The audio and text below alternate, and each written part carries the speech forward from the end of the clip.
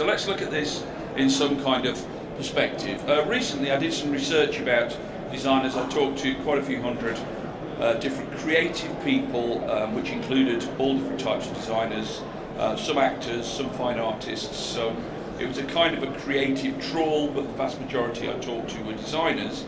And it threw up things I kind of expected to throw up, but nonetheless are very useful when you've got them. About 47% of designers enjoy presenting their work, and 30% said they had a real problem with the kind of stand up and put themselves forward. But on top of all that, lots of designers like the idea of being designers. In other words, there's something about being different from the people around them. They can look different, they can behave differently. They kind of like the whole status thing that goes with being a designer. They even like, a lot of people, the whole kind of dysfunctional thing which goes with being a designer, that they can kind of play on the back of that and be a bit eccentric and all of those kind of things that support it. So when we look at that lot there, you know, I'm sure that many of you can recognise people in there that you know, perhaps even bits of yourself. But what it says is that our starting point when we're trying to sell ourselves and our work is not as good as it would be in some other areas where we're dealing with more practical, more black and white type solutions.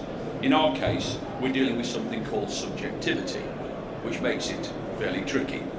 And the reality is that designers themselves like to be different, because they are different. You can always spot the designer on the board.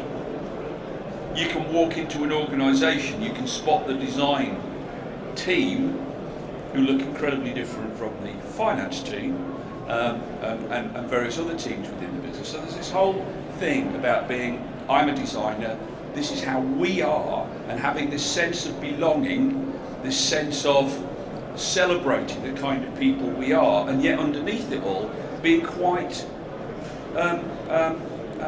hard on ourselves in terms of the way we judge ourselves, our work, and how we expect people to relate to us.